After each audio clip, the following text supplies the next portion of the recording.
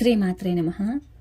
నిన్న గోవింద నామాలు కొన్ని నామాలకి వివరణ తెలుసుకున్నాం కదండి. ఈరోజు మరికొన్ని నామాలకి వివరణ తెలుసుకుందాము.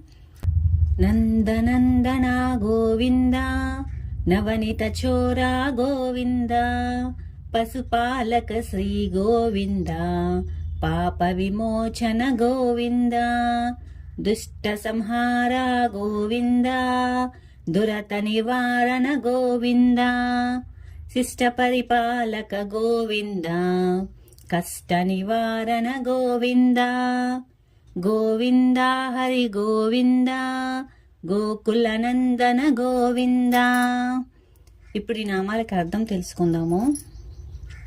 నందనందన గోవింద అంటే రేపల్లెలో నందమహారాజు ఇంట గారాల పట్టిగా పెరిగి అందరినీ తన ఆటపాటలతో అలరించినవాడు. నవనీత చోరా గోవింద, బాల్యంలో వెన్నను దొంగలించినట్లు భక్తుల మనసులను కొల్లగొట్టి హృదయ పీఠంలో తిష్టవేసేవాడు. పశుపాలక శ్రీ గోవింద, సంపదకు ఆలవాలమైన గోగణ సమూహాన్ని పాలించినవాడు.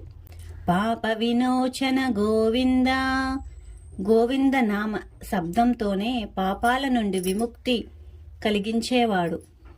దుష్ట సంహార గోవింద, హానికర ప్రవర్తన దుర్మార్గులను శిక్షించి లోక కళ్యాణం చేసేవాడు.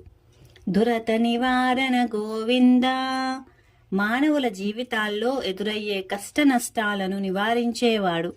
శిష్ట పరిపాలక గోవింద, సజ్జనులను కష్టాల బారి నుండి కాపాడేవాడు.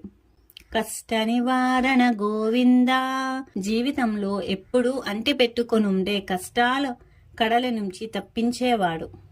గోవింద హరి గోవింద, గోకుల నందన గోవింద. మీకు ఈ వీడియో నచ్చితే లైక్ చేయండి. మన ఛానల్ని కొత్తగా ఎవరైనా చూస్తూ ఉంటే సబ్స్క్రైబ్ చేసుకోండి. శ్రీమాత్రే నమః. సర్వం శ్రీ లలితార్పణమస్తు. గోవింద గోవింద.